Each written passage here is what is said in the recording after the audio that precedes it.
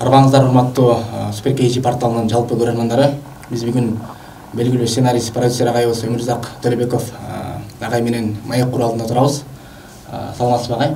Саламатсыз. Сизге алгач эле суроом мындай болсун, ошол Манастын улуу Семетей тасмаңыз 25-августтан тарта ошол Кыргызстанда кинотеатрларда коюлуу алдында турат. Анан айтып өтсөңүз, ошол эмне себептен ушул теманы тандап алдыңыз тасмага тартууга? Мен өзү башында журналист болуп жүрдүм, жазуучу болуп китеп жазып жүрдүм.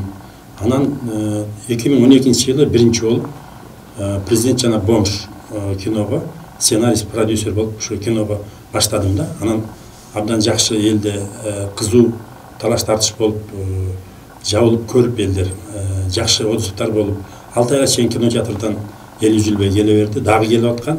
Анан дис чыгып кетип токтогондо анан ошондо Оскар сыйлыгына көрсөтүлүп калды кино.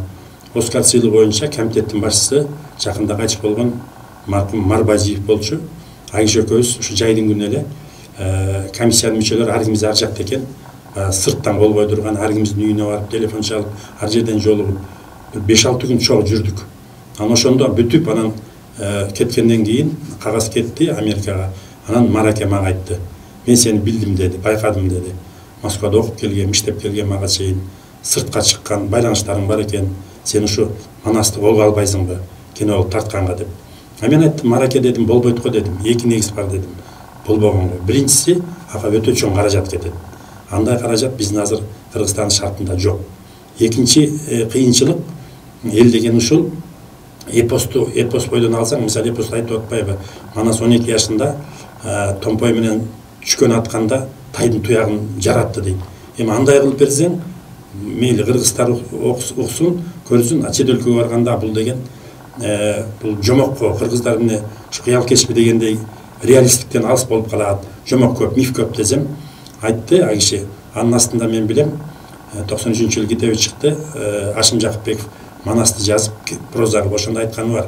Манасты ар манасчы ар башка айтат. Мен дагы манасчымын, мен китепте өзүмчө башка вариантта сунуш кылам деп көп жерлерин башкача айтканда, ошо сыяктуу сен дагы киного ылайыктап өзгөртсөң болот деди. Эми мен бирок анда ал темага дааган жокмун, өзүм 12-жыл болчу. Андан кийин башка кинолорду тартып жүрдүм. Президент Бомж 2-ни, 3-тү, Москва сүйүүсү, Миллионердин сүйүүсү. Бирок Манас темасы оюман кетпей жүрдү. Анан мен оюма келди. Бул деген канткен менен мен Чыңгыз Айтматов, Төлөгөн Касымбековдон кийинки эле таланттуу жазуучу деп эсептейм Марбазиевди. Ай кишинин айтканы мага улуу муундагылардын мага калтырган аманаты, насааты, тапшырмасы ретинде кабыл алдым дагы. Манасты кое туруп мен Семетейди ойлодум. Себеби мен жашыраак кезимде 85-жылдар бекен ошондо жаңы чыккан Манастын улуу Семетей пьеса, ошону көрүп абдан толкундагам да, драматизм күчтүү деп. Ошондон улам ушу мен Манастын улуу Семетейге кириштим. Анан мени кээ бирлер азыр айтып атат ушу атак даңк үчүн, акча үчүн деп. Андай ойго келген жок. Улуу мураска жайылтууга болгон биздин кийинки муундун парызы деп эсептейм. Жана бул дүйнөлүк чыгарма болгондон кийин дүйнөлүк асыл мурас бул Манас Семетей Сейтек трилогия дүйнө элине чыгарсак деген аракет менен жүрүп атам. Анан ушул тасмаңыз коомчулукка тартылган алдында турганына карабай, ошо каршы чыккан тараптар да болду да.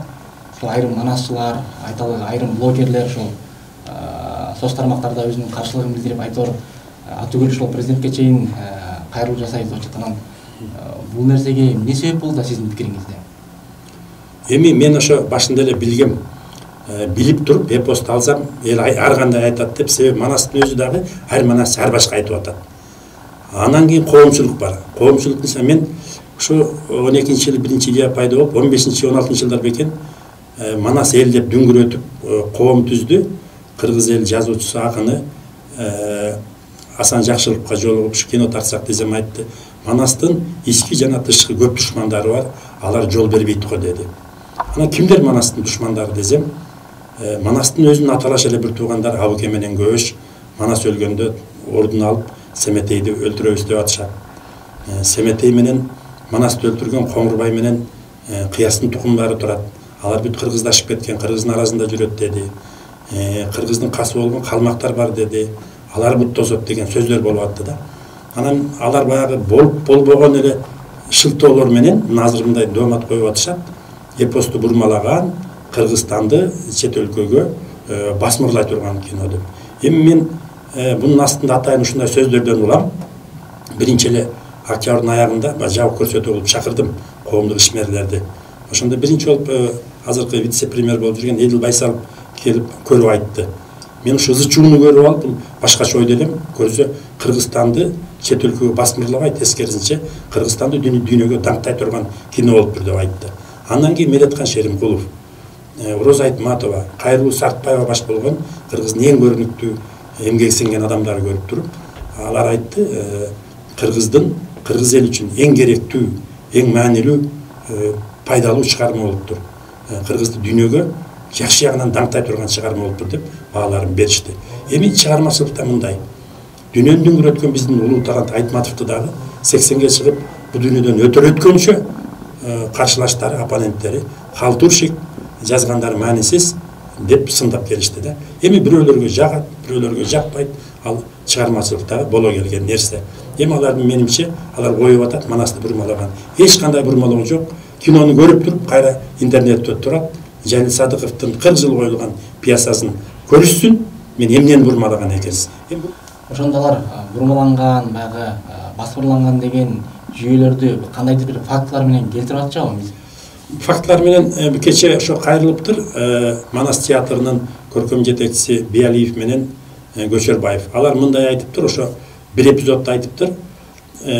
Тайторду чапкан жери бурмаланыптыр деп. Мен анан мейли деп турган кечинде өзүм пьесаны кайра коюп көрдүм. Манас Нуру Семетейди. Мен эчтемесин бурмалаган эмесмин. Жаңы жылдын астында президент баш болуп, ушу сындаган сынчылардын баары чогулуп, ана көргүлө, оюңарды айткыла дегенбиз. 28 киши болду. 28-ин ичинде президент бар, министр бар, департаменттин башчысы бар, мен бармын, биздин аткаруучу продюсер бар. Анан кийин биз ошол жерде фильмди колдоп сүйлөгөн Аксакалдар коомунун төрагасы Дөөлөт Шадбеков бар, журналисттер коомунун төрагасы Абдыкадыр Султанбаев бар, Мелис Ахматалиев бар, колдоп сүйлөгөн парламенттин депутаты Жолдош Алиев, Эркин бар. Эркин менен барган дагы бир депутат. Мисалы, мен билгенден 10 биз колдоочулар тарапта болчубуз. Мисалы, Эрнис Абжапаров аябай сүйлөгөн жок, бирок мага чыгып айтты. Өңкө эрди кылыпсың, куттуктайм. Болгон эле пьесаны экрандаштырдым десең, сөз бүтмөй экен деп. Мына башка маселе. Президент айткан, мен ошол каршы пикир жазып жүргөндөрдү чакырып көрсөткүлө деген болчу да. Анан Кыяс Молдокасымов эртесин чыгып алып жазыптыр. Ура, биз жеңдик, фильм токтотулду. 9 киши сүйлөдү эле, 5-өө каршы болуп фильм токтотулду деп жаш балача бир жоморт айтыптыр да. Анан ошол жерде көргөндөрдүн арасында президент өзү дагы болду беле? Болгон. Анын жеке пикири кандай болду? Президент мынтип айтты. Мен деди, эки жерине келгенде жашыдым деди. Эми мындай кинону чет өлкөдө бир нече миллион долларга тартат деди. Мына Төлөбеков деди, мамлекеттен бир тиын албай, спонсорлордун каражаты менен аларды кайтарып берем прокаттан деп, мизерный акча менен улуу чыгарманы колдоп атканын, алып чыгып атканын биз колдошубуз керек деп айтты. Маселен, буга чейин ошол президент өзү баш болуп, дагы бир катар сынчылар дагы тасманы мыкты деңгээлде деп жактырдып атпайсызбы? Анан ошол домат коюп аткандардын кызыкчылыгы эмнеде болушу мүмкүн? Домат кылып аткандардыкы мына 3 себепте. Биринчиси бул манасчылар. Манасчылар, мен сыйлайм аларды. Бул абдан булар кыргыз үчүн. Манасчылардын бардыгы же негизинен бардыгы. Анткени мен сүйлөштүм аларга. 1,5 биз менен сүйлөшсө алар манасчылардын тобунан чыгып калчудай болуп атыр да. Манасчылардын жактырбай атканынын бир себеби алардын мээзине көп жылдан бери ошол эпос вариант сиңип калган. Алар ошо эпос мифтик жомоктук вариантты менден талап кылып, мынау вариант туура эмес деп атышат. Экинчиден кече манасчылар ошо жабык көрсөтүү болуп, алар эмнеге катышты? Маданият министрлиги кино уруксат бериш үчүн чогулуш өткөрдү да. Ошондон Көчөрбаев деген манасчы айтат мага, биз сизге жакшы эле ойдо ойлодук элек, анан сиз биздин пикирди эске албай атасыз деп. Аны мен айттым, мен пикириңерди кантип эске алам дедим. Мен драмага таянып атсам, пикириңер керек жок болду. Силер анан мага жакшы ойдо башында кайрылган жоксуңар. Башында бул кино токтотулсун, тартылбасын деп чыктыңар дедим. Азыркы бийликтин идеологиялык багыттагы чоң жумушу болот. Булар азыркы бийлик Садыр Жапаров баш болуп, эмне бир жакшы жазаса эле туура эмес деп чыгып атат да. Оппозицияга жакпай аткан. Так что буга биринчиси манасчылардын каршылыгы, экинчиси оппозициянын каршылыгы, үчүнчүсү жана мен айтып өткөн Абуке көчтөрдүн тугумдары чыгып атат. Бул тасманын тегерек четинде болуп аткан интригадан дагы ошол ичинде мазмунуна болгон, анын тартуу иштерине болгон жалпы көрөрмандардын кызыгуусу артып турса керек. Ошол эң эле алгач баардык нерсе каражатка такалат эмеспи? Ошо $1 миллион каражат кетти дедиңиз. Ал акчаны сыроо болсо кайдан таптыңыз? Мен каражатты башынан айтып келдим. 3-төн 1 миллиондун акчалай деп. $350-400 миң акчалай кетти.